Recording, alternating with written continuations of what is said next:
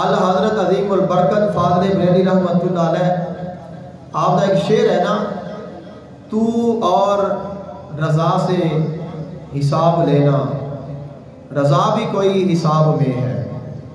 کچھ لوگ جڑے نے وہ اس شعر کا غلط مطلب جڑا ہے وہ تصور کرتے ہیں کہ شاید اعلیٰ حضرت اللہ تعالیٰ دی بارگاہ وچ یہ کہہ رہے ہیں کہ تو میرا حساب نہیں لے سکتا، یا پھر یہ کہہ رہے ہیں کہ رضا بھی کوئی حساب میں ہے، یعنی کہ ایک ہی حساب اللہ نے لینا ہے اور ایک ہی حساب جڑا ہے وہ رضا لے گا۔ اب اس چیز پھر آگے تشریح کرتے آیا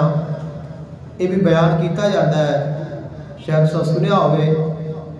کہ آپ فرماتے ہیں کہ اللہ میرے گناہ ویکھے گا، میں اللہ دی رحمت ویکھاں گا،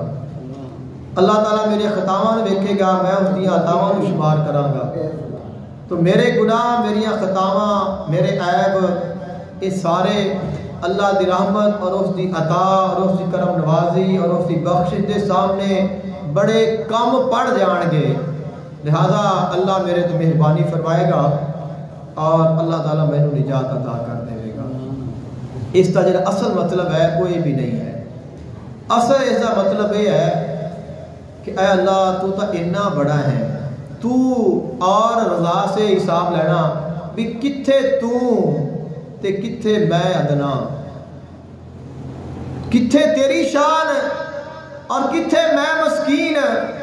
تو اور رضا سے حساب لینا بھی تو میرے کو حساب لوے، رضا بھی کوئی حساب میں ہے کہ رضا بھی حساب میں چاہنے والا ہے کہ رضا دی اتنی اوقات ہی نہیں کہ وہ تیرے سامنے حساب بھی دے سکے۔ تو اے اللہ میں چاہنا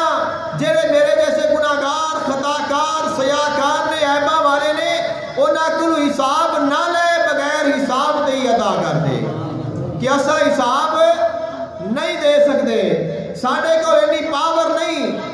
اینا علم نہیں، اینیاں نیکیاں نہیں، اتنے اعمال نہیں کہ اسی تینوں ہی حساب دے دیے۔ اے اللہ اپنے محبوب دی شفاعت دے صدقے، ان دی شان دے صدقے بغیر حساب ہی عطا کر دے، جویں پہلے دنیا نے سب کچھ عطا فرمائی بغیر کچھ کیتیاں، بغیر نیک اعمال کیتیاں،